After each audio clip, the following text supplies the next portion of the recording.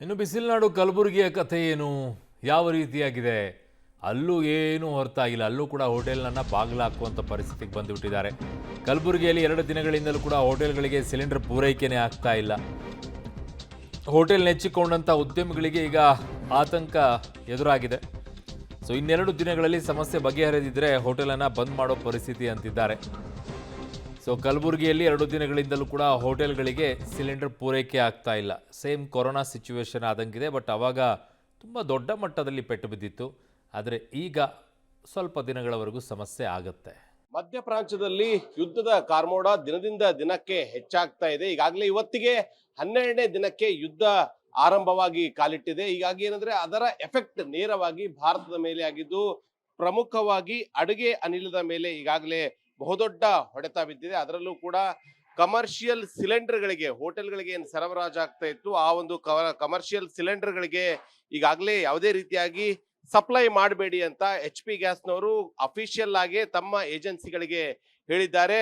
2 ದಿನಗಳಿಂದಲೂ ಕೂಡ ಈ ಒಂದು ಕಮರ್ಷಿಯಲ್ ಸಿಲಿಂಡರ್ಗಳು ಸಪ್ಲೈ ಆಗ್ತಾ ಇಲ್ಲ. ಹೀಗಾಗಿ ಏನಂದ್ರೆ ಹೋಟೆಲ್ ಉದ್ಯಮವೇ ಸಂಪೂರ್ಣವಾಗಿ ಬಂದ್ ಮಾಡುವಂತಹ ಪರಿಸ್ಥಿತಿ ಈಗ ನಿರ್ಮಾಣವಾಗಿದೆ.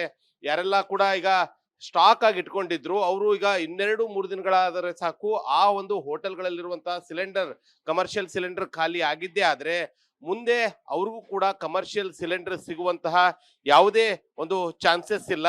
ಹೀಗಾಗಿ ಬಹುತೇಕವಾಗಿ ಹೋಟೆಲ್ ಉದ್ಯಮದಲ್ಲಿ ಬಹುದೊಡ್ಡ ಹೊಡೆತ ಬಿದ್ದಿದೆ. ಇನ್ನು ಮನೆ ಅಡಿಗೆ ಸಿಲಿಂಡರ್ಗಳಲ್ಲೂ ಕೂಡ ಏನಂದ್ರೆ ಈ ಹಿಂದೆ ನಾವು ಬುಕ್ ಮಾಡಿದ ನೆಕ್ಸ್ಟ್ ಡೇನೆ ಒಂದು ಸಿಲಿಂಡರ್ ಸಪ್ಲೈ ಆಗ್ತಾ ಇತ್ತು. ಆದ್ರೆ ಈಗ ಅಲ್ಲೂ ಕೂಡ 8-10 ದಿನಗಳ ಕಾಲ ಒಂದು ಕಾಲಾವಕಾಶವನ್ನ ಕೇಳಲಾಗ್ತಾ ಇದೆ.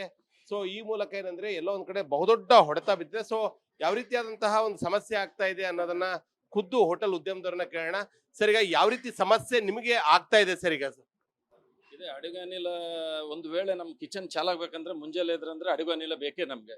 ಸೊ ಅದು ಇಲ್ಲ ಅಂತ ಹೇಳಿದ್ರೆ ನಾವು ಹೋಟೆಲ್ ಉದ್ಯಮವನ್ನು ಸ್ಟಾರ್ಟ್ ಮಾಡ್ಲಿಕ್ಕೆ ಆಗೋದಿಲ್ಲ. ಸೊ ನಮ್ಗೆ ಈಗ ಸದ್ಯದ ಮಟ್ಟಿಗೆ ಇನ್ನೂ ಒಂದು 2 ದಿವಸಕ್ಕೆ ಆಗುವಷ್ಟು ವ್ಯವಸ್ಥೆ ಮಾಡ್ಬೋದು ಅಂತೇಳಿ ಇಂಡಿಯನ್ ಗ್ಯಾಸ್ನವರು ನಮ್ಗೆ ಭರವಸೆ ಕೊಟ್ಟಿದ್ದಾರೆ. ಸೊ ಅದ್ರ ಮೇಲೆ ನಾವು ವಿಶ್ವಾಸ ಮಾಡಿ ನಡೆಸ್ತಾ ಇದೀವಿ. ಎಷ್ಟು ದಿವಸ ಗ್ಯಾಸ್ ಇರ್ತದೆ ಅಲ್ಲಿ ತನಕ ನಡೆಸ್ತೀವಿ. ಇಲ್ಲ ಅಂತ ಹೇಳಿದ್ರೆ ನಾವು ಬೇರೆ ನಮ್ಮ ಹತ್ರ ವ್ಯವಸ್ಥೆ ಯಾವ ರೀತಿಯಾಗಿ ನಡೆಸ್ಕೊಂಡು ಸರ್, ಮುಂಚೆ ಆಕ್ಚುಲಿ ಕಟ್ಟಿಗೆ ಒಲೆ ಇತ್ತು ನಮ್ಮ ಹತ್ರ. ಸೊ ಗ್ಯಾಸ್ ಕಂಪನಿಯವರು ನಮ್ಗೆ ವಿವಿಧ ಆಸೆಗಳನ್ನು ತೋರಿಸಿ ನಮ್ಗೆ ಕಡಿಮೆ ರೇಟಲ್ಲಿ ನಮಗೆ ಸ್ಪೆಷಲ್ ಡಿಸ್ಕೌಂಟ್ ಕೊಟ್ಟು ನಮ್ಮ ಒಲೆಗಳನ್ನೆಲ್ಲ ಕ್ಯಾನ್ಸಲ್ ಮಾಡಿಸಿ ಅವರೇ ನಮಗೆ ಅಡುಗೆ ಅನಿಲದ ಮುಖಾಂತರನೇ ಅಡುಗೆ ಮಾಡಿಸೋದು ವಿಶೇಷವಾಗಿ ನಮಗೆ ಅದನ್ನ ವ್ಯವಸ್ಥೆ ಮಾಡಿಸಿದ್ರು.